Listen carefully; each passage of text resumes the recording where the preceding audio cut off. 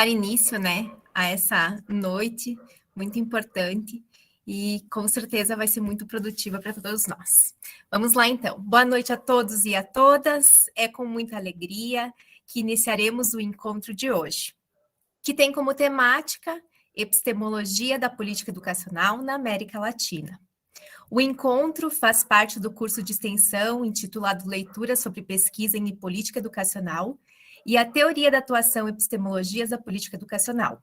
E concomitante, né, a disciplina, então, como disse a prof, né, Cleci barra Epistemologia da Política Educacional, ofertado pelo Programa de Pós-Graduação em Educação da Universidade de Passo Fundo. A noite será dividida em 2 momentos, sendo que inicialmente os conferencistas, né, professor, doutor César Tello, da Universidade Nacional de La Plata, e a professora doutora Thaís Silva Pereira, do Centro Federal de Educação Tecnológica, realizarão as suas explanações sobre a temática proposta, e na sequência, o professor doutor Altair Alberto Fávero e a professora Karina Tonieto, também doutora, né, realizarão o encerramento desse curso de extensão. Desde já, agradeço a todos pela participação nessa noite. Antes de apresentar os conferencistas, eu gostaria de lembrar que a lista de presença será encaminhada após a exposição dos convidados e também aproveito para salientar que hoje será encaminhado um instrumento de avaliação a ser preenchido por todos os participantes, sendo fundamental a participação, já que as respostas servirão de parâmetro para pensarmos os próximos cursos. Bom, neste momento, então, teremos a satisfação de ouvir os conferencistas à noite.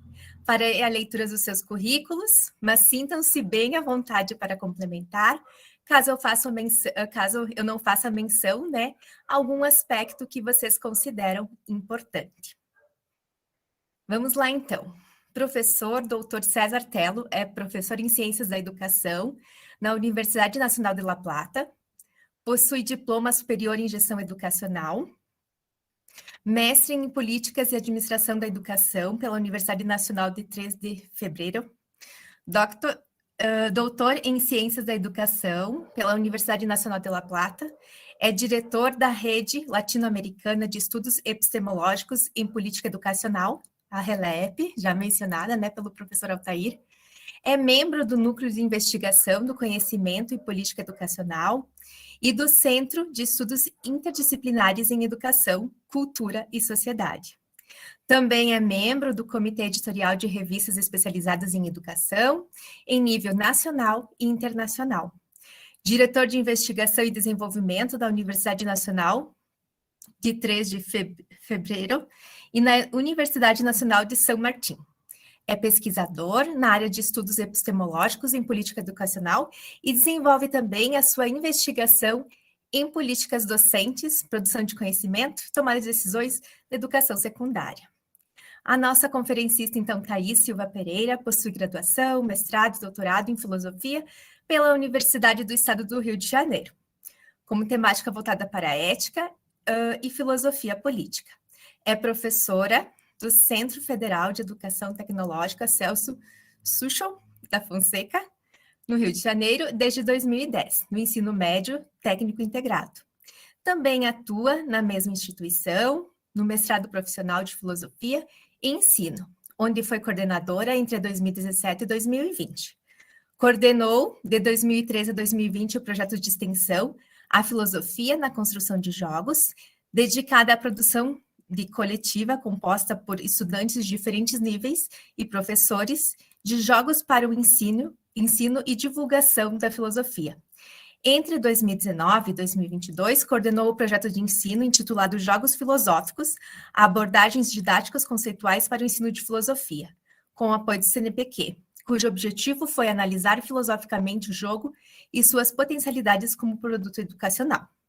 Participa desde 2019 do projeto de pesquisa, a produção técnica e acadêmica do mestrado profissional em filosofia e ensino, voltada para a discussão da produção educacional no campo de ensino de filosofia. É líder do grupo de pesquisa, Filosofia e Ensino, coordenando a linha de pesquisa, teoria e prática do ensino de filosofia.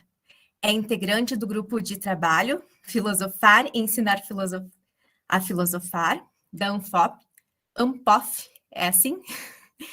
E suas publicações mais recentes estão voltadas para o ensino de filosofia e as intersecções entre filosofia política, educação e ensino. Atualmente é pós-doutoranda do PPGedu da UPF, com a pesquisa Intersecções necessárias entre filosofia política e educação no Brasil, formação democrática à luz da capabilities. Integra o nosso GEPS. Muito bem. Grata pela atenção de todos. Agora, de imediato, passo a palavra para o professor César Tello, que terá 30 minutos para realizar a sua explanação. E, na sequência, depois vamos escutar a explanação da Thaís, certo? Obrigada, professor César Tello, pela sua presença. E a palavra agora está com você. Bueno, muchas gracias. Creo que si hablo en español, Altair, se comprende, ¿no? Voy hablando despacio y se va comprendiendo. En primer lugar, no sé si una corrección, pero yo fui director de la RLP hasta 2018 y ahora el director es Jorge Gorostiaga de la Universidad Nacional de San Martín de Argentina y la codirectora es Simone Flach de la Universidad Estadual de Ponta Grossa. Es un detalle nada más, pero para tener en cuenta. En primer lugar, agradecido por el convite, por la invitación a participar de este espacio, con un cariño particular, con Pasofondo, con la universidad, con Altair, con esta vinculación que creo que tiene que ver con, bueno, recién hablábamos, ¿no? Con Altair, con lo que la filosofía de la liberación, no sé si han visto algunos de esos autores o autoras, se denomina el sentir pensar. Es decir, en mi caso y un poco lo de Altair también y otros colegas, no hacemos teoría o epistemología de las políticas educativas porque queremos estar en la cuarta nube de la teoría, sino que tenemos un sentir pensar por la justicia social. Y desde nuestro lugar ese sentir pensar está dado por hacer buena investigación. Y porque esa buena investigación tiene que ver con bases teóricas y epistemológicas. Entonces, para llevar a cabo la justicia social y la igualdad en Latinoamérica, que es un poco también nuestra mirada, tenemos que estudiar, tenemos que investigar, y un poco ese es nuestro rol como profesores, como docentes, como investigadores, y es un poco el rol de ustedes. El que vive para conocer no vive para nada.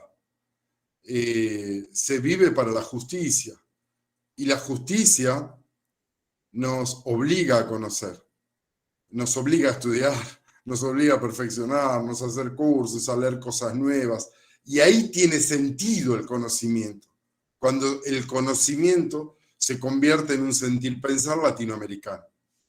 Si no, es mero teoricismo y cuestiones de debate académico que solo quedan en la academia. Entonces, esa es una de las vinculaciones fuertes que tenemos con Altair desde que nos conocimos, en términos de ir más allá del... Hoy vamos a discutir, yo les voy a plantear un debate muy teórico, muy epistemológico, pero digo, yo tengo, y con Altair y otros colegas, tenemos claro que la finalidad de todo esto es la justicia social latinoamericana. Que no haya pibes y pibas con hambre en Latinoamérica. Porque si no, no sirve para nada, al menos que esté yo hoy acá hablando de esto, ¿no? Entonces, ahí es donde nos vamos vinculando algunos pesquisadores, pesquisadoras, y vamos encontrando este sentir pensar, ¿no? Entonces decía, bueno, para mí es una alegría volver a Pasofondo, en este caso en la virtualidad. Está Karina. Cuando yo di el curso en el 2014, Karina era orientanda de Altair, hoy es profesora doctora, ya empiezo a tener sus publicaciones. Y, bueno, entonces digo, qué bueno, ¿no? Todo este tiempo y todas estas cuestiones. Así que un gusto verte, Karina, y otros colegas que están por allí, y nuevamente agradecido. Así que bueno, como les decía, no vamos a plantear las cuestiones más clásicas de las perspectivas epistemológicas y demás, porque eso ya quizás lo debatieron, hay varios textos.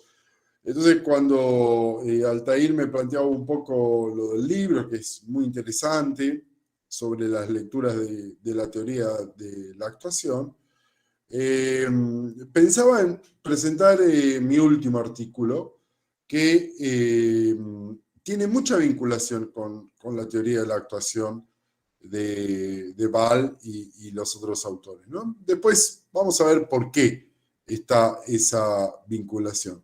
Entonces, si me permiten, voy a compartir pantalla. Como les decía Altair, lo tengo en PDF, el texto, porque había tenido una dificultad, pero se ve bien, creo.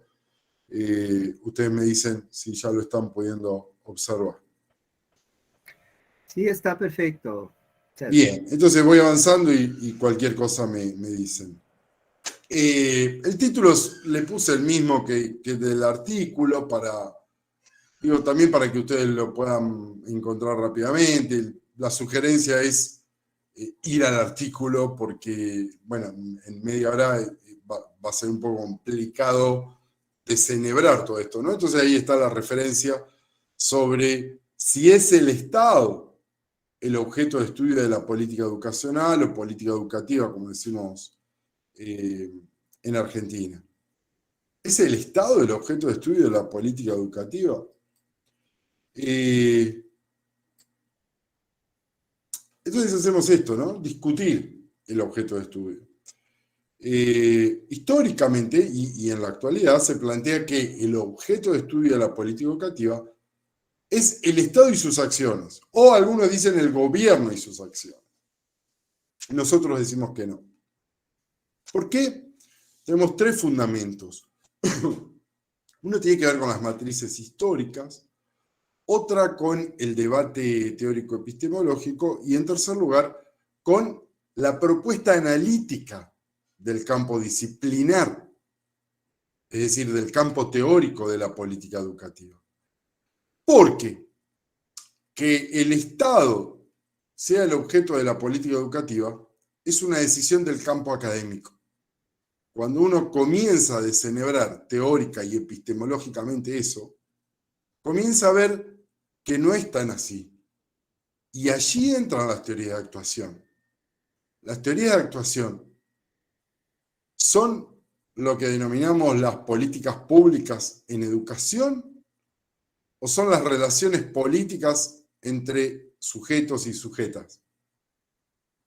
Entonces, ¿cuál es el objeto de estudio si tomamos teorías de actuación en políticas educativas?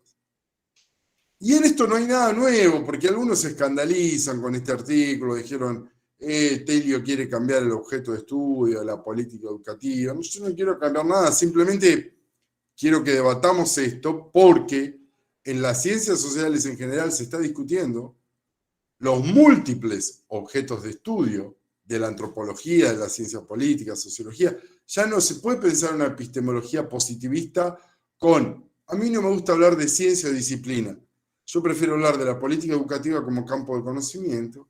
No se puede pensar un campo de conocimiento con un objeto de estudio, con la complejidad que tiene hoy la realidad social, las ciencias sociales. Eso en general, y después en particular en la ciencia de la educación, también hay debate sobre cuáles son los objetos de estudio de la didáctica, la pedagogía, la sociología de la educación, la historia de la educación. Esto en el artículo yo lo desarrollo con mayor amplitud, ¿no? Y este debate lo venimos dando en la RELEPE, como decía Altair, desde el 2012, con un libro que publicamos en el 2015, que se denominó, en plural, Los objetos de estudio en la política educativa, hacia una caracterización del campo. Y ahí participaron Altair y Leandro Odi, de Paso Fondo, con un capítulo muy interesante, que los invito a leer. Este libro está en en el sitio de la RELEPE, que titulado Falibalismo como perspectiva epistemológica en las investigaciones en política educativa, caracterizando el campo teórico.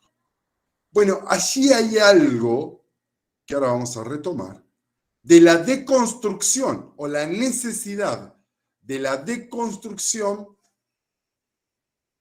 teórica. Y Altair y Leandro van a plantear, de algún modo, la expresión de cuidado con la verdad.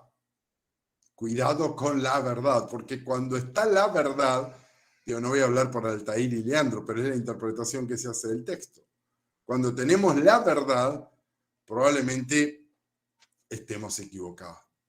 Probablemente le estemos errando, estemos cometiendo errores.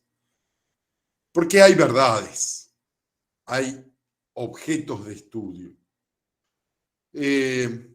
Wallerstein, un sociólogo del conocimiento, plantea que las ciencias sociales ya tienen muchas limitaciones para comprender la realidad social.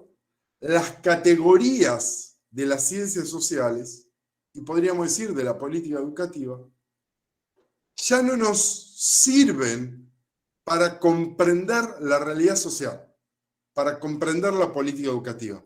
Por eso es interesante para mí esta nueva categoría, que sabemos que es del 2012 y después traducida al portugués y al español, etcétera, etcétera, ya tiene como 10 años, pero en términos de historia de la ciencia es nueva, como la teoría de la actuación. Por eso celebro el libro y el análisis que ustedes están haciendo, porque es una nueva categoría para comprender, para pensar, para analizar. Entonces, esto implica pensar de nuevo los fundamentos epistemológicos y desarmar los objetos de estudio, que pertenecen, y esto es lo fuerte un poco del artículo, a otra episteme de época. Y Wallerstein propone un desafío, impensar las ciencias sociales. No, él no le dice repensar, porque repensar sería una barrera epistémica, es decir, cuando uno repiensa, siempre lo repiensa desde algún lugar, desde alguna verdad, dice el capítulo de Altair y Leandro. Entonces, él dice, y si impensamos, obviamente uno nunca impiensa, no sé si se entiende este término en portugués, impiensa en cero. Siempre hay algunos fundamentos teóricos y epistemológicos y algunos principios políticos, de compromiso social, etc. Pero es decir, tratemos de ir lo más atrás posible y de desprendernos de todas las verdades que nos han dado. Un ejemplo que yo doy en el artículo que está sucediendo en la historia de la educación, de Arata y Pinot, se preguntan en la introducción del libro que compilaron, que se llama Latinoamérica, la educación y su historia, nuevos enfoques para su debate y enseñanza, ¿qué historias, y ahí hay alguna nota al pie, de la educación? Ellos escriben un libro sobre historia de la educación. Se inscriben y circulan en la región en lo que va del siglo XX y cómo pueden ser enseñadas. Ellos trabajan la enseñanza de la historia de la educación en la universidad, pero hablan de historias en plural. Entonces, si hay historias, es decir, múltiples campos de historias de la educación, múltiples objetos de estudio. ¿Por qué? Porque hay múltiples formas de narrar las historias. Tenemos la historia oficial, la historia crítica, la historia postestructuralista. Hay múltiples modos de narrar. Entonces hay múltiples objetos de estudio. Y acá vuelvo al principio. ¿Cuál es la verdad? Por ejemplo, en esta cita, que no la voy a leer toda, pero dice, tenemos que recuperar, donde está en negrita para que se ubiquen, a los autores y autoras olvidados por la historiografía liberal dominante. Y después, hacia el final, otra vez en negrita, porque existe un campo fértil para la gestión de nuevas miradas historiográficas sobre la educación y sus procesos. Dice, liberémonos, saquémonos de encima la historiografía liberal dominante. Y abajo pongo nuevas miradas historiográficas. ¿Qué significa esto? lo que decíamos recién, que hay varias historias de la educación, que hay múltiples objetos de estudio. Se emplea la categoría de historia en plural. ¿Está tan mal pensar nuevos objetos de estudio en política educativa? ¿O la política educativa pertenece al proceso liberal dominante de los años 50, que es el momento de su surgimiento? Y en el artículo van a encontrar otros ejemplos. Y acá vuelvo, teniendo en cuenta lo planteado por Arata y Pinot, que son los autores de este texto de historias de la educación, Wallerstein, Foucault, Telio, que es mi artículo que estoy planteando. Acá digo, miren cómo empieza el capítulo de Altair y Leandro. El falibalismo necesita una alta tolerancia a la incertidumbre y el valor de revisar, modificar y abandonar nuestras creencias más profundas cuando éstas han sido refutadas. Y después afirman. Esa la toman de Bernstein, la cita. En este sentido, acordamos con la afirmación de Bernstein, que estaba planteada recién. Esto lo dijeron Fabelo y Odi. 2015, página 162. Altair, si te arrepentís de esto, puedes arrepentirte, pero está escrito, ¿eh? De que la búsqueda de los obstáculos se torna una política para camuflar cuestiones complejas, bloquear el pensamiento original, reprimir las discusiones y el debate público. Entonces, acá, por eso hablábamos hoy del sentir pensar y de la vinculación que teníamos Altair. Ojo, esto no es relativismo, ¿eh? No, como les dije, no se trata de que no hay fundamentos teóricos y epistemológicos. El tema es qué capacidad tenemos de cuestionar la verdad y de empezar a comprender múltiples verdades. En este sentido, tenemos que reconocer las matrices históricas del campo de la política educativa. Es decir, el campo de la política educativa, y acá digo el campo académico, cuando surgen las primeras cátedras de política educativa, legislación escolar en distintos países de Latinoamérica se fue denominando de distintas formas, bueno, hacia 1950. Eso ya ha sido investigado por varios de nosotros, en la RELEPE, también en Brasil, en Colombia, en México, distintas. Ahora, no estamos hablando del pensamiento político, ni del pensamiento en política educativa, porque ahí sí podríamos ir a Aristóteles, a Platón. Digo, no es el pensamiento en, sino el campo académico. Eso es 1950, 1960, bueno, depende un poco de los países, ¿no? ¿Por qué se caracterizó? Por el fuerte impulso de la perspectiva jurídico-institucionalista. La política educativa surge en los 50 en las universidades, como materia de las carreras de grado, como asignatura de las carreras de grado, para estudiar las leyes y las instituciones. Y surge fuertemente vinculada al enfoque del desarrollo, a la perspectiva desarrollista, que fue muy fuerte en Brasil y en Argentina, claro. Entonces estaba muy fuerte el enfoque de la planificación, de lo que se denominaba el planeamiento, la administración, generando matrices de un alto nivel descriptivo, que se terminan convirtiendo en descripcionismo, y con un sentido eminentemente profesionalista requerido para la época, en términos de políticas públicas que requerían pedagogos que trabajaran para el Estado y pensaran las políticas públicas en términos del desarrollismo latinoamericano en ese momento. Entonces, la política educativa surge para el Estado, la materia política educativa, la asignatura política educativa. Surge para formar profesionales para el Estado. Se necesitaba en ese momento muchos investigadores, que es un poco lo que planteo acá, las políticas de bienestar, los organismos de gobierno, una fuerte presencia de la UNESCO. Se necesitaban ejecutores de política educativa, analistas de legislación escolar, planificadores educativos, técnicos, analistas estadísticos en educación, etcétera, etcétera. Todo eso impacta fuertemente sobre cuál es el objeto de estudio de la política educativa. Por eso, lo que hay que desarmar es la matriz histórica del objeto de estudio. Ahora bien, ¿qué es lo que estoy planteando? Que ese objeto quedó fosilizado. No sé si se entiende en portugués. Fosilizado de fósil. Los fósiles de dinosaurios que se encuentran de hace millones de años, etc. Bueno, fosilizado. Tenemos un objeto de estudio anclado en la década del 50. ¿Cuándo? Cambió el Estado, cambiaron las ciencias sociales, cambiaron las estructuras sociales, cambió la forma de hacer política, cambió la cultura política, cambió lo político. Sin embargo, seguimos diciendo que el objeto de estudio de la política educativa son las acciones del Estado. Cuando no lo dice la perspectiva de la teoría de la actuación, por ejemplo. ¿Y yo qué estoy diciendo? ¿El Estado no es importante? ¿El Estado no hay que estudiarlo? No, momentito. No hay que estudiar las leyes. No, momentito. Sí, hay que estudiar el Estado, hay que estudiar las leyes. Pero la teoría de la actuación no está fuertemente centrada en el Estado. Está fuertemente centrada en los sujetos. Entonces, ¿quién estudia al Estado? Las políticas públicas en educación.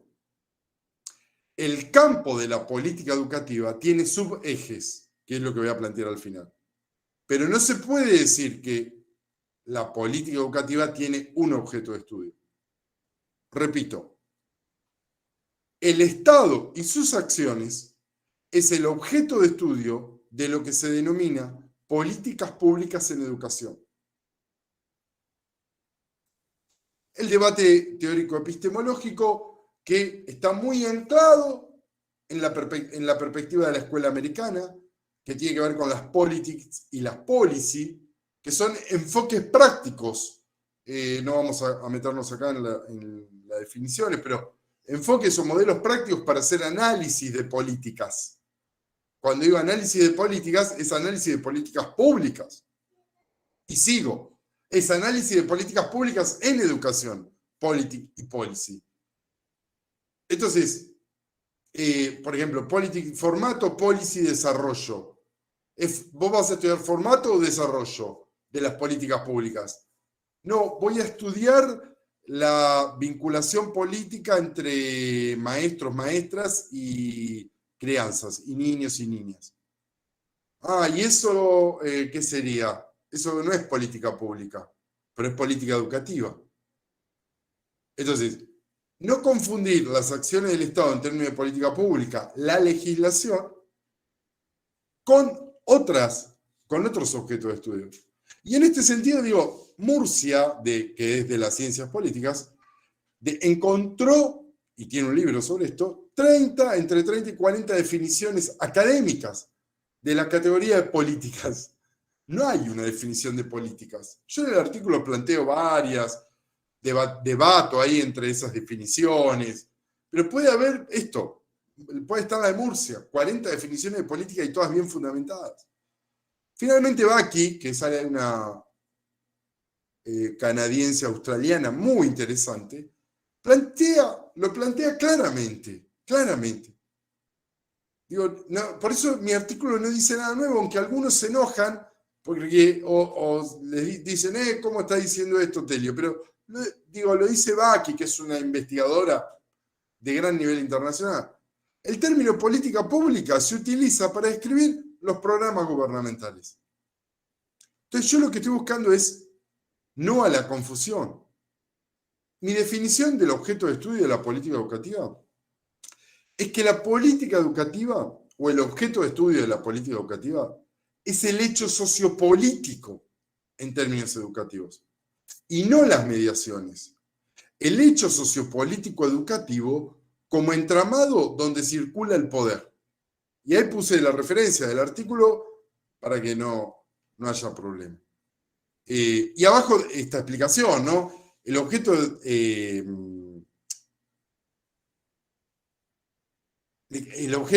no son las mediaciones lo que estudia la política educativa, que es la escuela, las leyes, el Estado.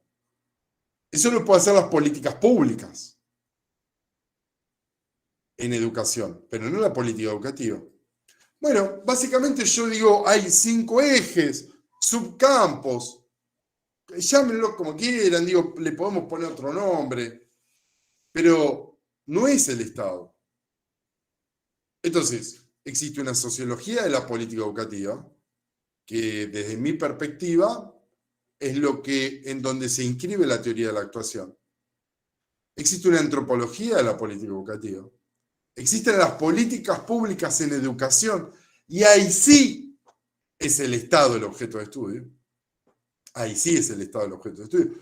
Digo, yo hice estudios sobre leyes, resoluciones en Argentina, sobre programas estatales. Digo, yo no estoy digo, investigué sobre eso, estudié eso, pero eso, pongámosle el nombre que corresponde, es políticas públicas en educación, que es uno de los ejes del campo de la política educativa. También está la historia política de la educación, y yo agrego otro eje dentro de este campo, que es teoría y epistemologías de la política educativa, por todo lo que creo que significa este eje dentro del campo. Y finalmente, de este eje se desprenden componentes que conformarían al campo. Está, no sé, el eje 10, política y legislación del sistema educativo. Sí, claro, claro que sí. ¿Y a qué eje pertenecería? Y pertenecería al de política educativa. Ahora, estudios de construccionismo político o gestión institucional de la educación. ¿Es sociología política de la educación o política pública? Los estudios supranacionales, que son los que van más allá del Estado, ¿son estudios de política pública? ¿De sociología política? Entonces, aquí hay varias cuestiones en las que tenemos que pensar y las preguntas finales.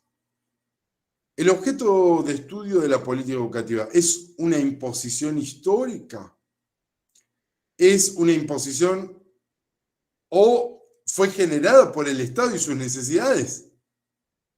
¿O es una imposición académica y de sus caciques?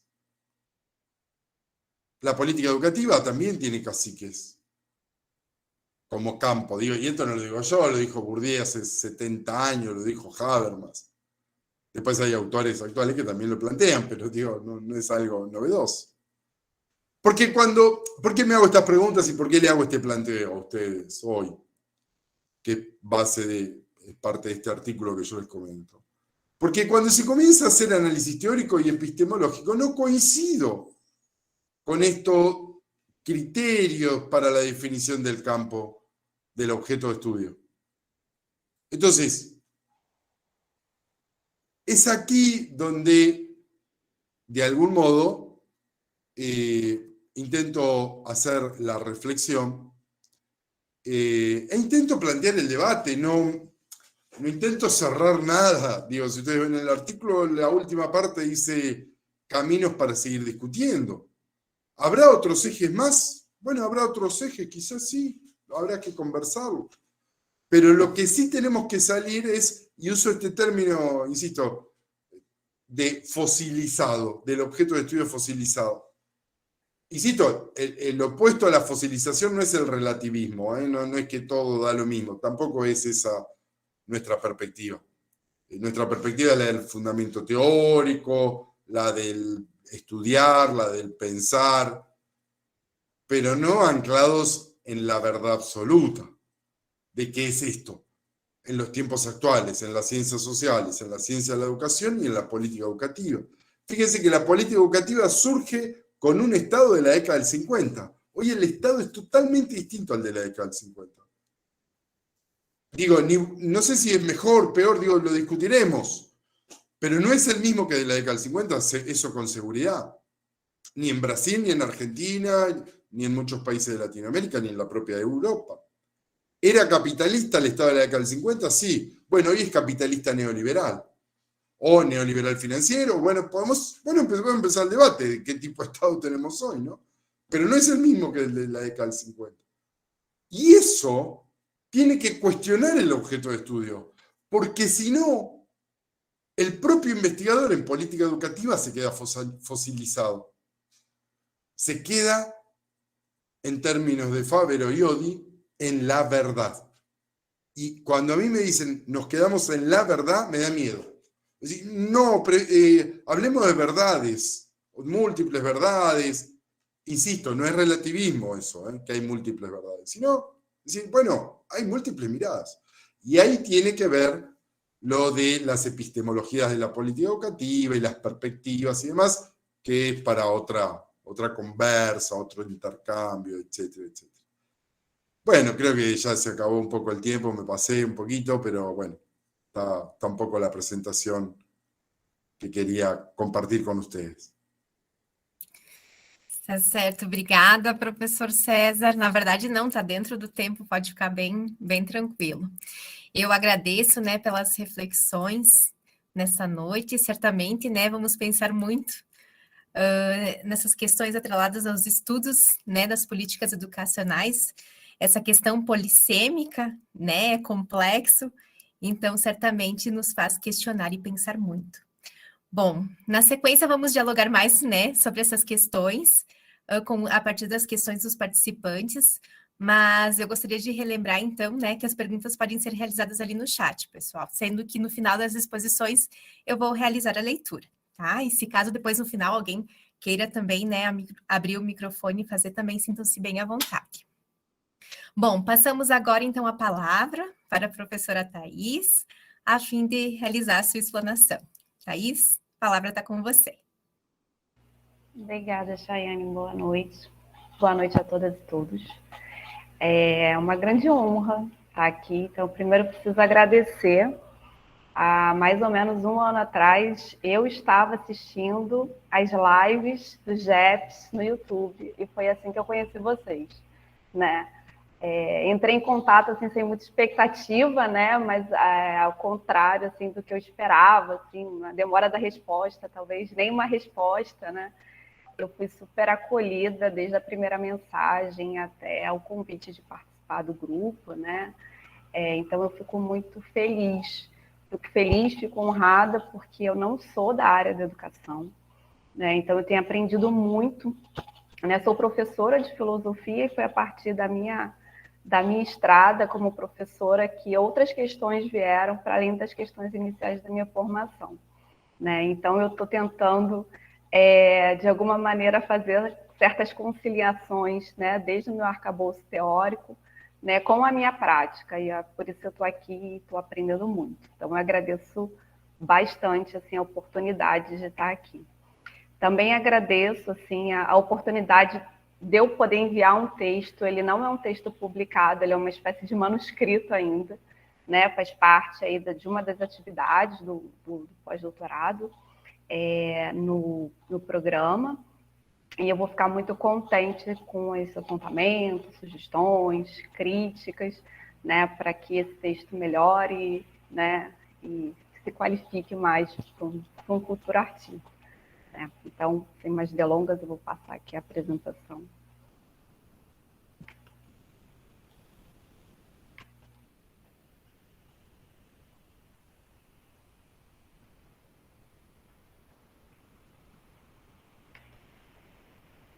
Um instantinho, que eu sempre tenho algum problema com... eu tenho muito problema com isso. Acho que agora vai.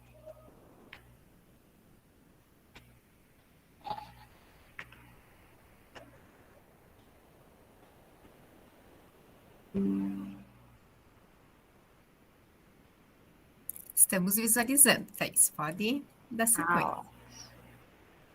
Tá bom, o texto é esse, né? Cidadania e Qualidade de Vida, apontamentos filosóficos sobre a disputa conceitual na reforma do ensino médio na BNCC. Esse texto, ele é um texto que dialoga um pouco com as questões levantadas aqui no curso, né? Mas, de fato, é um tratamento filosófico dessa discussão, né, que eu pretendo colocar aqui. Então, vamos lá, né? Eu trouxe aqui 2 epígrafes, uma que já está lá no texto, né, e outra que eu inseri, porque foram, talvez, essas leituras que, inicialmente, né, me fizeram pensar sobre a questão da cidadania nas recentes reformas, né, das políticas públicas aqui no Brasil, né? Especificamente a reforma do ensino médio e a BNCC pensada aí para o ensino médio, né? Então, a primeira é uma frase da Chantal Mouffe, né, que é uma filósofa belga. Ela vai dizer, né, o modo como definimos cidadania está intimamente ligado ao tipo de sociedade, comunidade política que queremos. E uma outra citação é da Martha Nussbaum, né, que é um dos meus referenciais teóricos para essa pesquisa de pós-doutorado. Ela vai dizer que as capacidades, né, não são apenas instrumentos para uma vida com dignidade humana, elas são entendidas, assim, isso sim, como maneiras efetivas de se ter uma vida com dignidade humana, nas diferentes áreas das atividades humanas vitais. Então, essa exposição também, eu acho que um pouco, talvez, dialogando, né, com o professor César Cello, que eu também tenho a honra de dividir, né, essa mesa virtual, né, essa investigação também tem como propósito pensar a educação no arcabouço de uma justiça social, né? Bom, esse é o percurso mais ou menos do texto, que é um percurso um pouco da própria explanação aqui, né? Eu vou aqui falar rapidamente sobre essa questão da relação entre cidadania e qualidade de vida, seja de uma forma mais genérica, na primeira parte, na introdução, né? E a gente tem duas partes principais do texto, né? A primeira vai trabalhar um pouco essa polissemia do conceito de cidadania e sua relação com a boa vida. A ideia aqui não é apenas rastrear o conceito de cidadania, né? Mas entender que há entre essas duas uma relação bastante importante. A partir dessa polissemia, a gente vai ver que ela é aberta a diferentes interpretações e, por isso, né, há uma disputa conceitual em torno dessa relação. É essa disputa conceitual que aparece presente tanto na reforma do ensino médio quanto na BNCC, né? Isso que eu vou defender, né? E nas considerações finais, eu vou aqui tentar rapidamente falar, então, desse nexo interno, né, que aparece lá no texto, entre a cidadania e a qualidade de vida. E aí vocês vão ver, eventualmente, qualidade de vida, boa vida, bem comum. Esses são termos, muitas vezes, correlatos, que não necessariamente têm o mesmo sentido, mas que se propõem a pensar algo em torno como realização, seja do ponto de vista pessoal, individual ou comunitário, tá?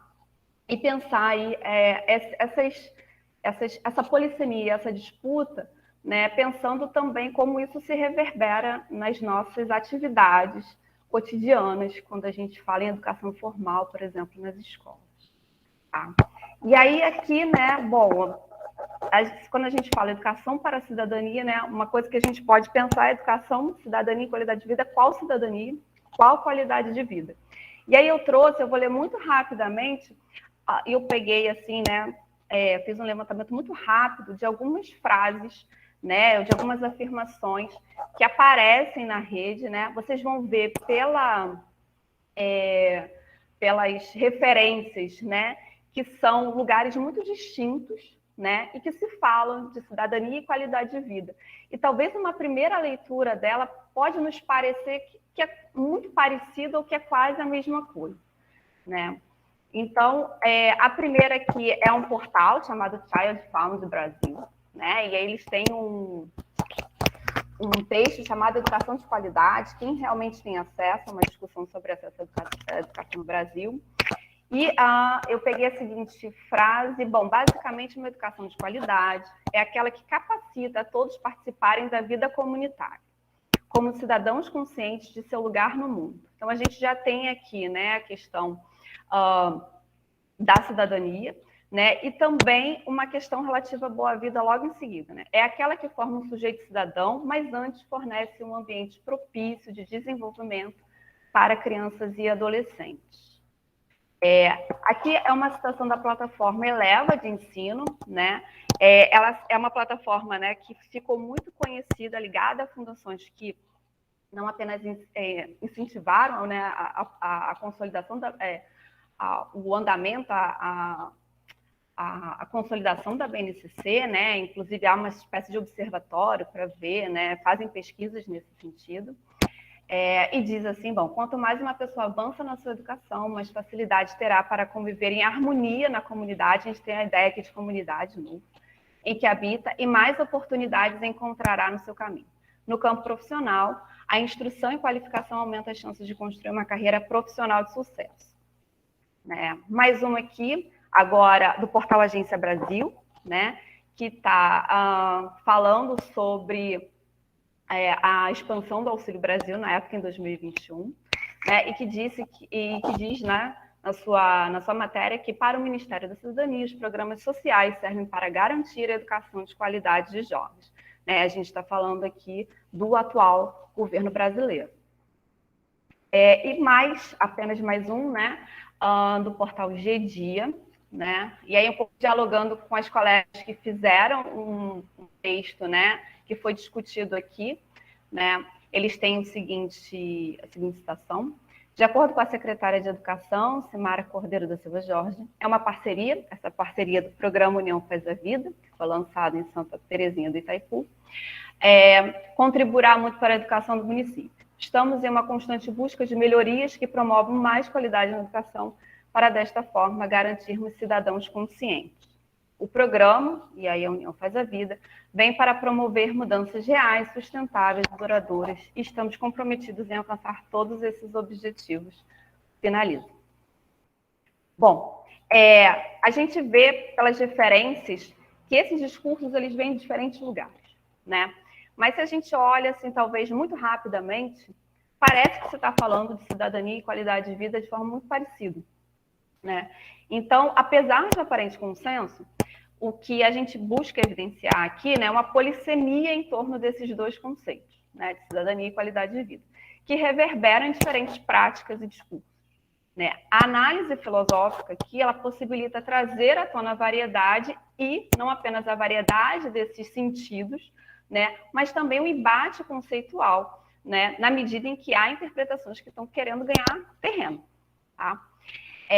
Então, 3 aspectos aqui dessa polissemia me interessa, né? Interessa lá no texto. Primeiro é pensar esse nexo interno entre cidadania e boa vida, qualidade de vida. Eu coloco aqui boa vida porque, digamos, no jargão filosófico, talvez seja a expressão que mais apareça, tá? Desse nexo interno, é possível ver uma disputa conceitual, dada essa polissemia, e que tem tanto aspectos políticos quanto epistemológicos importantes, né? E é essa disputa conceitual que impacta nas políticas públicas, inclusive as educacionais. Então, a investigação lá no texto, né, ela se deu em 2 momentos, né? Primeiro, para apresentar essa polissemia, e eu faço isso ao longo da tradição política moderna ocidental, que queiramos ou não, né, somos em boa medida herdeiras e herdeiros ainda desse arcabouço, né? Herdeiros, não reféns, mas herdeiros também. E a segunda parte, né, é uma análise sobre o modo pelo qual novos sentidos da relação entre cidadania e qualidade de vida emergem das recentes políticas educacionais e repousam sobre compreensões filosóficas em embate. No caso da reforma do ensino médio da BNCC, né, mais até de afirmar que essas compreensões elas estão em embate, há uma tentativa, ainda tímida, que talvez eu precise desdobrar mais, né, de que elas repousam em bases filosoficamente frágeis. Tá? E aí a gente vai, então, da variedade, né, à disputa conceitual, que é a primeira parte do texto, né? Aqui é só mesmo, muito rapidamente, né, pontuar que a relação entre cidadania e qualidade de vida, aí como boa vida, como autorrealização, ela está ligada à própria tradição política, né, que herdamos da antiguidade. E isso por quê? Né? Na antiguidade, a gente diz que a política, a filosofia política, a política, ela tem um ideal normativo forte, né? O que é isso, um ideal normativo forte? Né? A política, ela também anda junto com uma perspectiva ética muito importante, né? E por quê? Porque além do estatuto político e legal dos seus membros, né, o fato da própria ideia de igualdade, do próprio aparato jurídico que se dá para os cidadãos, né? A gente sabe que o conceito de cidadania na antiguidade é bem restrito, eles estão em conformidade com o ideal harmônico de vida, né, a ser compartilhado. Então, fazer política está associado a uma autorrealização, uma boa vida, que ela não é apenas pessoal, né, ela é comunitária. Tá? O que a gente vê na modernidade, né, fazendo um mapeamento muito, muito genérico, né, é que esse ideal normativo forte ele se perde. Né? Se perde porque a relação entre política e ética ela se distancia. Né? E por que se distancia?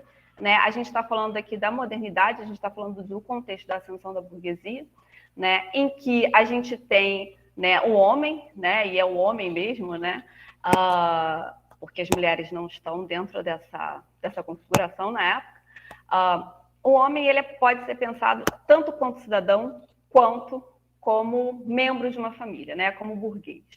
Então, a atuação cidadã ela vai estar vinculada a direitos subjetivos, a uma individualidade. Né? E a boa-vida ela está ligada agora não exatamente à comunidade, né, mas à intimidade, né, que está ligada aos interesses pessoais que podem ser escolhidos individualmente. E aí eu trouxe um trechinho da definição de cidadania de Diderot, né, de 1753. Por que eu trouxe? Né, por que eu resolvi citar o Diderot aqui? Né? Porque a gente está no momento, né, em que se espera, né, o projeto da enciclopédia, né, um projeto iluminista, se espera congregar ali, né, todo o conhecimento consolidado, né, numa única obra. Né? Então, a cidadania, né, é um elemento importante dentre vários outros verbetes. E ele vai dizer que o cidadão é aquele que é membro de uma sociedade livre de muitas famílias, né, que compartilha os direitos dessa sociedade, né, e que usufrui dessas imunidades.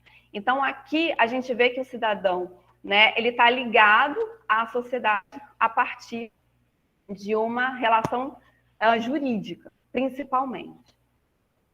Para ficar mais claro, essa inversão que ocorre, né, se antes a boa-vida tinha um aspecto comunitário e agora ela vai ter um nível particular de um interesse pessoal, né, um bom texto para a gente ver bem essa diferença é um discurso do Benjamin Constant chamado Da Liberdade dos Antigos comparada àquela dos Modernos. Né? E ele está no contexto justamente de dizer, olha, aquela liberdade dos antigos, ela não cabe mais à modernidade, ela não cabe mais aos Estados-nação. Né? E por que isso? Né? Ele vai dizer, dentre outros elementos, ele vai colocar que o objetivo dos antigos era a partilha do poder social entre todos os cidadãos da mesma pátria. Era isso que eles denominavam liberdade. O objetivo dos modernos é a segurança dos privilégios privados. Né? Então, notem aí a ideia de autorrealização, ela está ligada a esses privilégios privados, né? A propriedade, a liberdade privada, por aí. E eles chamavam liberdade as garantias concedidas pelas instituições a esses privilégios. Né? Então, mais do que tudo, era uma segurança então, desses privilégios pessoais.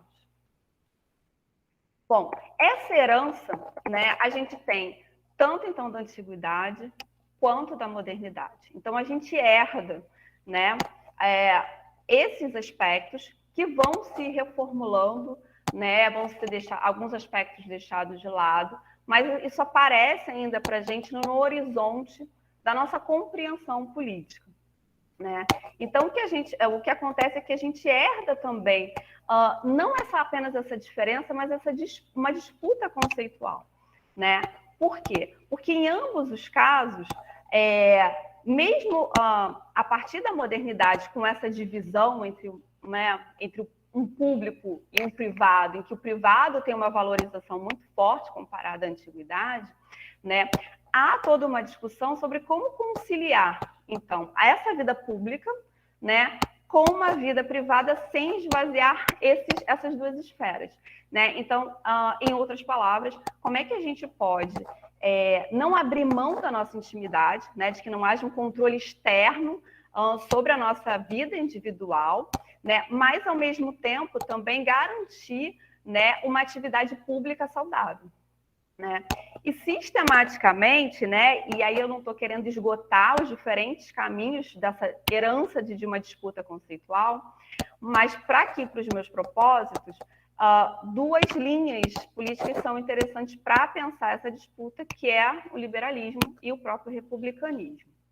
Tá? E aí que muito genericamente, por que muito genericamente? Porque é muito difícil a gente falar de uma corrente republicana e muito difícil a gente falar de uma corrente liberal.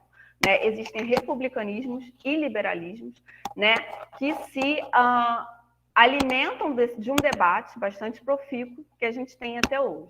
Tá? Mas nós somos atravessados por essas correntes, né, e, inclusive, dessa multiplicidade gerada na discussão em cada corrente.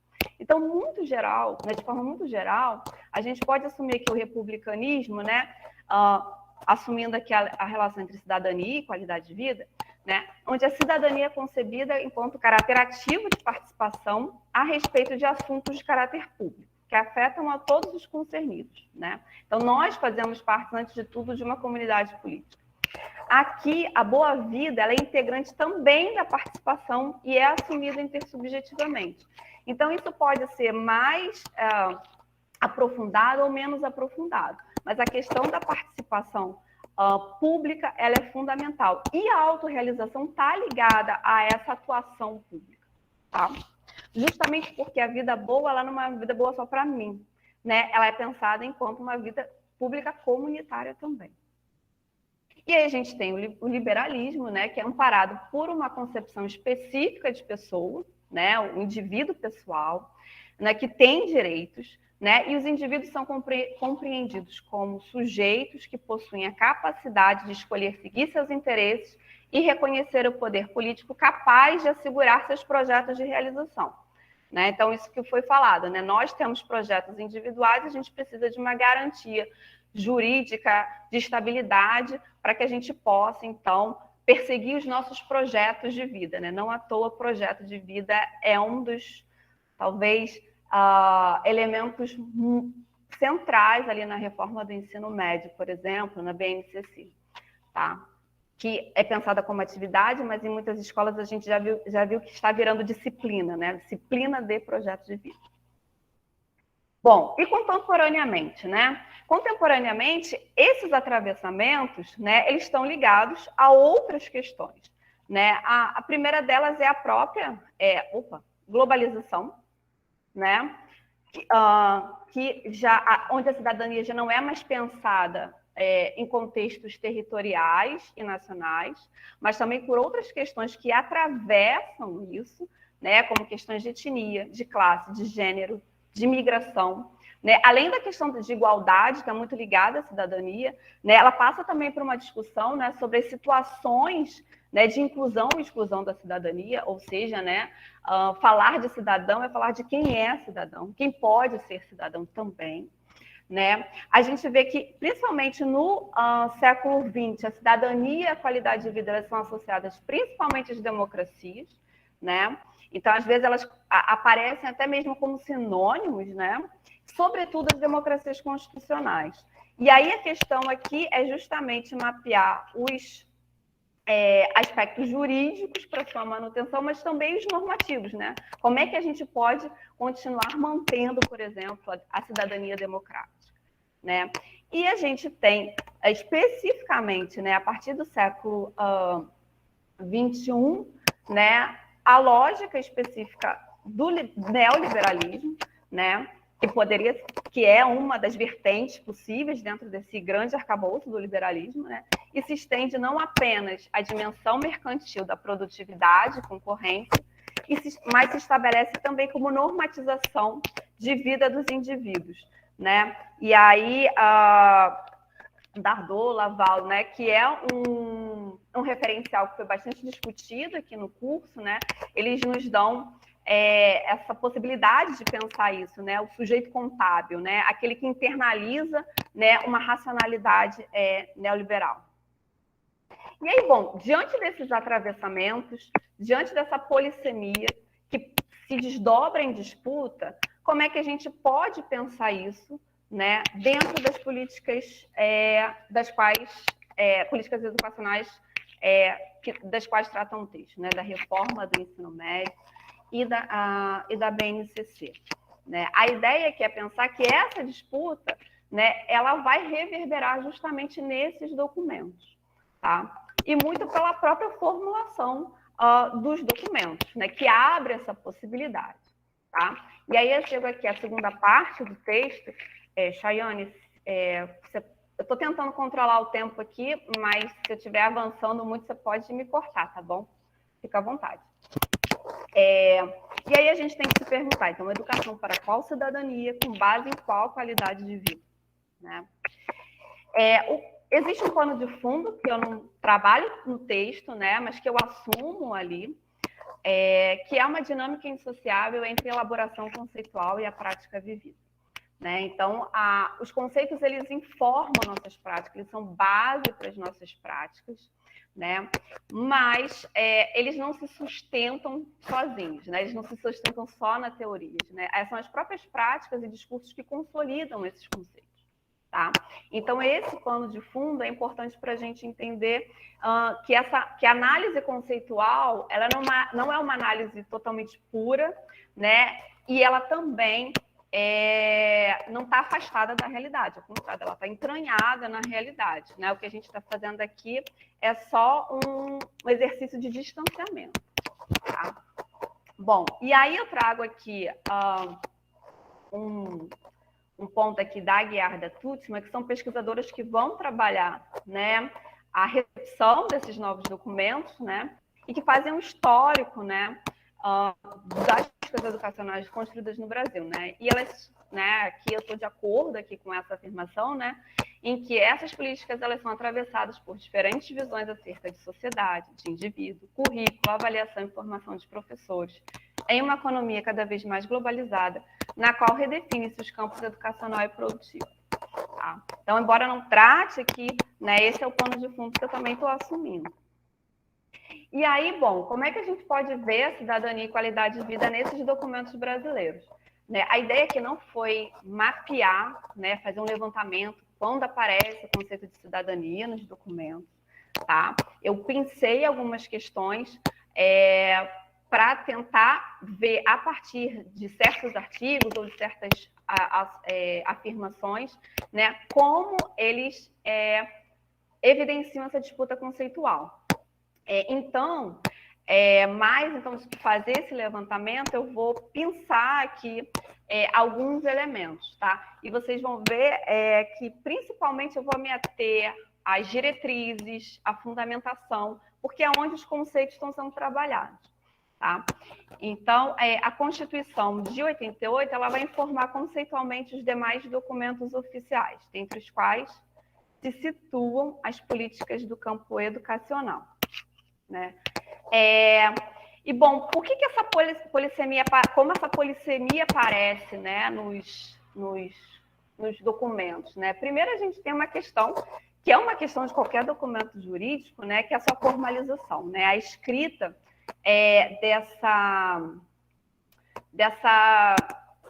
desses conceitos, né? Então, os conceitos, eles estão abertos a diferentes interpretações. A gente não vê uma definição, né? O que é cidadania nos documentos, nem na Constituição, nem na LDB, né? E nem na reforma do ensino médio e na BNCC. Não tem isso. Se assume, né, que a nossa Constituição é uma Constituição cidadã, né, a de 88, né, e que a cidadania é um dos seus fundamentos. Tá?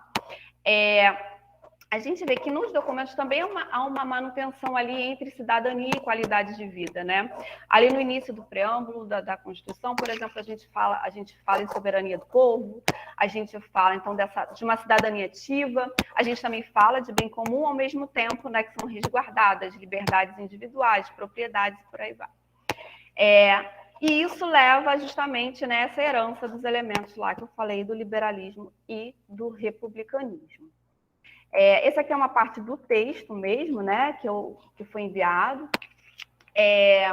e que diz que os embates em torno da promulgação da versão final da LDB, né, que é, né, de 96, e suas posteriores alterações em 2007 pela reforma do ensino médio, acompanhada pela terceira versão da BNCC, a partir do paradigma de habilidades e competências, evidenciam concepções de cidadania e qualidade de vida em disputa. Então, essa polissemia ela vai se aprofundando na disputa, especialmente a partir desses dois documentos. De forma concomitante, a redação própria dos documentos, como eu falei anteriormente, não explicita claramente o que se espera dos conceitos elencados. Então, a gente não tem o que significa qualidade de vida, a gente não tem o que significa cidadania. Então, assim, a formalização dos conceitos dos direitos mostra-se suscetível ao embate conceitual. Certo? E aí, dois elementos aqui que já aparecem na LDB de 96 e são mantidos com a reforma, né? A reforma é uma espécie de excerto, né, da LDB. Então, esses dois artigos eles aparecem, né? O primeiro é a relação, né, da educação com o exercício para a cidadania, mas não se especifica que cidadania é essa, né? É uma cidadania ativa, que considera esse bem comum, né? A participação na comunidade. Qual é a relação, né, dessa cidadania, do cidadão com a sua comunidade, né? Ou ela é uma cidadania passiva, né? Que espera uma estabilidade e gerar uma estabilidade do Estado para que ela possa adquirir os seus interesses, para que ela possa buscar seus projetos de vida, né? Ao mesmo tempo, aqui também tem a noção de respeito ao bem comum, que aparece como uma das diretrizes para os conteúdos curriculares na educação básica, né? O que evoca a tradição republicana nessa ideia de bem comum, ela justamente diz respeito ao fato de que a boa vida é uma boa vida compartilhada, ela não é apenas individual, né? Então, a LDB ela convive com esses dois elementos, né? Então, existe uma possibilidade da cidadania e a qualidade de vida e estarem além dos interesses individuais. Mas, ao meu ver, isso vai se perdendo, né, com os documentos seguintes. Né? E aí os artigos supracitados da LDB foram mantidos, apesar da reforma do ensino médio, da BNCC Ensino Médio, que acompanha. Significa dizer, então, que apesar das tensões de sua formulação e promulgação, o Fabiani trata muito disso, né, na LDB, mas aqui especificamente no ensino médio da BNCC, né, a Lei de Diretrizes de Base de 96 pode admitir indivíduos que são definidos por interesses e crenças pessoais, como também por compromissos normativos publicamente mais amplos. Né? Isso é um pouco que eu falei. Então, justamente por conta dessa polissemia e essa abertura, a LDB abre essa possibilidade para a gente pensar nesses compromissos mais amplos. Mas o que a gente vê com a reforma do ensino médio e com a BNCC é justamente um estreitamento. Mais 5 minutinhos. Tá bom, eu vou correr aqui. Então, assim, quando a gente olha então, para a reforma do ensino médio e na BNCC, a própria LDB já traz outros elementos dentro daquela lógica lá que aparece neoliberal, né, apontada pelo Dardor Laval. Né? A primeira delas, esse é o ponto que eu quero enfatizar, é a ideia da flexibilização e adaptabilidade. Né? O estudante,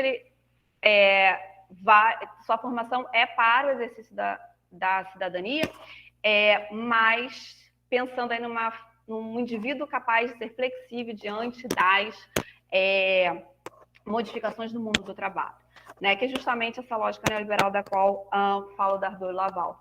Filosoficamente, né, essa lógica ela é alimentada por uma racionalidade utilitarista que é baseada na eficácia. Né, e esse aqui talvez seja o ponto aqui, né, filosófico importante. Né, alimenta-se essa racionalidade com essa perspectiva utilitarista.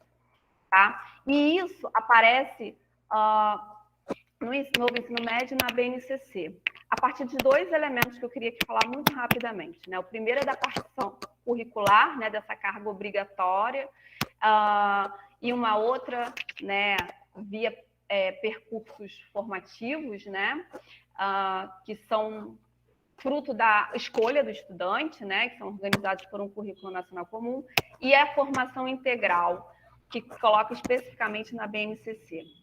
Tá? E aí, quando a gente vê essa partição, ela está ligada a duas a dois momentos, né? Primeiro, uma ideia de interesse e desejo pessoal, né? Então, o documento fala, né? A gente viu a propaganda, né, do poder da escolha estudantil, né? Mas esse documento, né, pouco fala sobre as condições concretas de escolha, né? Um outro ponto aqui, então, é a formação instrumentalizada, né? Que está ligada à noção de competência, ligada a uma racionalidade da eficácia também, né? E aí eu me lembrei do texto da Karina, do professor Altair e da Diocélia, que vão tratar justamente né, da magia, né, das competências, né? É muito ligado a isso, né? E como é que essa perspectiva ela está ligada, né, a projetos de vida particulares, desde uma perspectiva atomista, né, de um indivíduo pessoal que não tem relação alguma com a comunidade que o cerca, né? E a formação integral, né?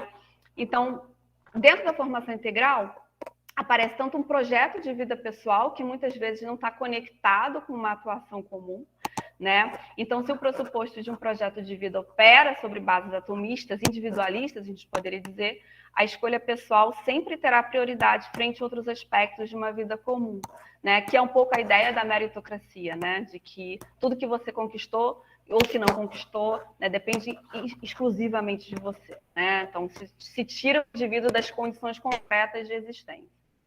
E a própria dimensão da formação, né, da BNCC, fala que a dimensão ela não é só cognitiva, mas ela é física, e ela é socioemocional, né? E a gente poderia olhar isso e falar assim, mas bom, então por que a gente está falando então de uma instrumentalização, né, se pensa ali uma formação completa, né?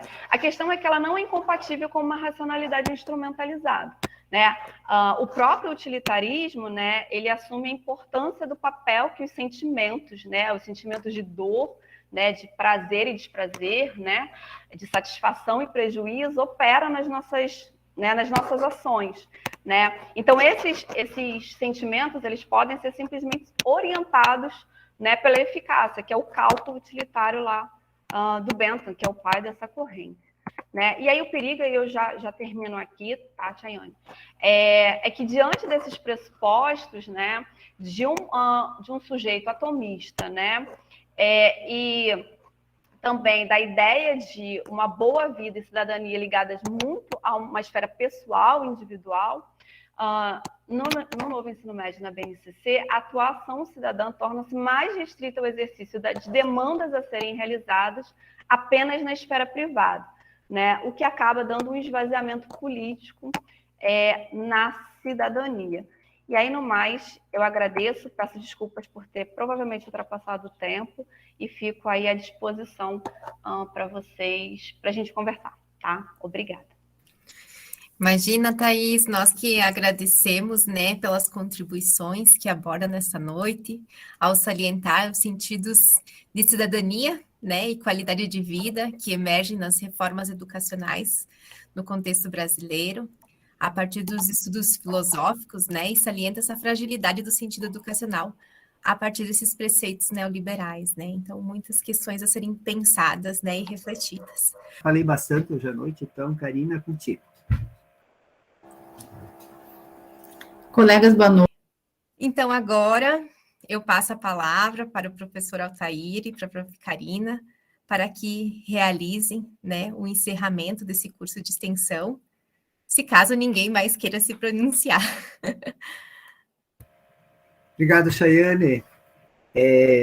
Só agradecer imensamente aí o César e a Thaís, e eu passo de imediato para a Karina, né? Boa noite, então, esse é um momento de encerramento do nosso curso, e acho que sempre vale a pena vários agradecimentos, né?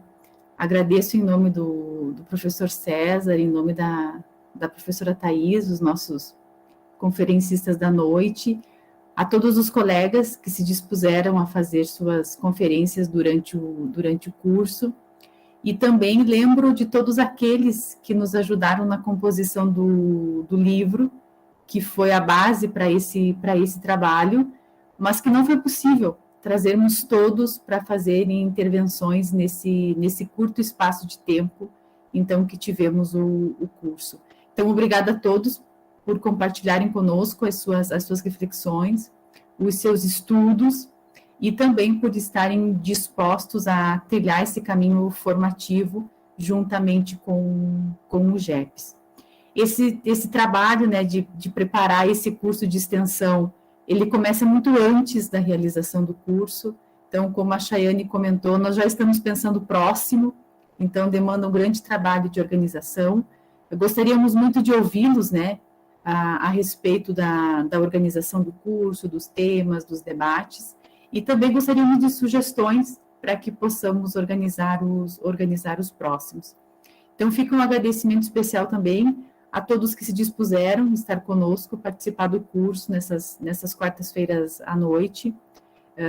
De fato, somos todos trabalhadores, mas enquanto trabalhadores da educação ou de outras áreas, somos responsáveis e temos uma visão crítica a respeito do nosso trabalho, que nos permite tirar um tempo para fazer e trilhar esse espaço formativo. Então, muito obrigada a todos os participantes, os que fizeram somente o curso e todos os que estão também fazendo o curso juntamente com as disciplinas. E professor César e professora Thais, é sempre um prazer ouvi-los, né? Muito obrigada pelas falas de hoje à noite, e esperamos contar com vocês, assim como contar com os demais colegas para as próximas atividades. E o GEPS está aberto para acolhê-los. Ficamos muito felizes com o depoimento da Thais, né, que há um ano ela estava nos ouvindo, participando de um curso, agora ela faz parte do GEPS, já está aqui nesse espaço como conferencista. Então, convidamos a todos e a todas que quiserem conhecer o GEPS, quiserem unir-se a nós no trabalho de pesquisa, de publicação e de divulgação científica, sempre estamos abertos.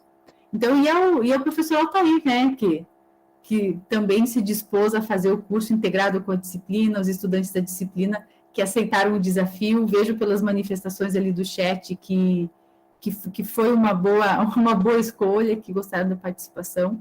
Então, ficamos, de fato, muito lisonjeados com os elogios, com os agradecimentos, e reiteramos os nossos votos de estima e esperamos contar com vocês numa próxima oportunidade. Então, um grande abraço a todas e foi um prazer estar com vocês nessas quartas-feiras à noite. Valeu, gente. Obrigado a todos. Já estamos muito adiantados na hora. Grande abraço. César, a gente continua dialogando depois. Abração a todos. Tchau, tchau. Até mais. Tchau, tchau. Tchau, tchau. Chao, chao.